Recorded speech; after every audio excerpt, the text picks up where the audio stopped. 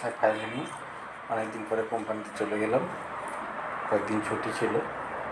যে দেখো কোম্পানির চারিদিকটা কেমন, যেন ভালো ভালো লাগছে। রাত হয়ে গেছে তো, প্রায় 10টা বাজে গেলাম। কি কাজ ছিল না, তার জন্য দুদিন ছুটি ছিল, তার জন্য গেলাম। দুদিন পরে যেয়ে দেখো তেমন মেশিনটা চালু করলাম। দেখো কিরকম ধুলো পড়েছে, ধুলোটা পুঁছে দিল। বাট আজকে লোড নেই, তার জন্য দুটো মেশিন চলবে।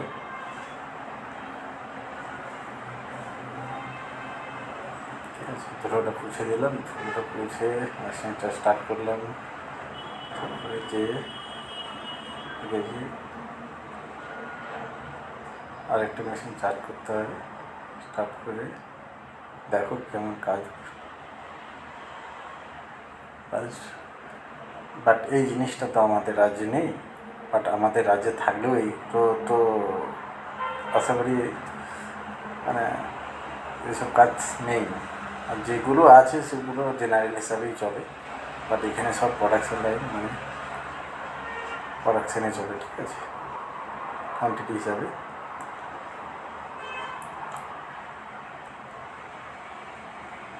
তারপরে দেশের তো হালত খারাপ, দেশে তো এইসব কাজ উঠেই দিয়েছে।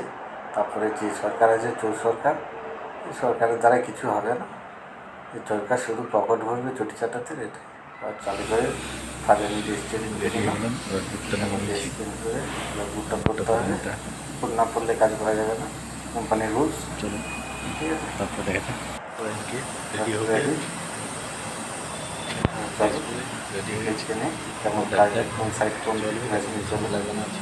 তারপরে এটা চলবে লাগবে, দুটো মেশিন চলবে, একটাই চলবে। এটা সেকেন্ড সাইড, সেকেন্ড আর ওখানে চলবে ফার্স্ট সাইড। বাট এখানে কাস্টিংটা চলবে আছে, আজকে সারা রাত্রে জব আছে, 5টা চলবে।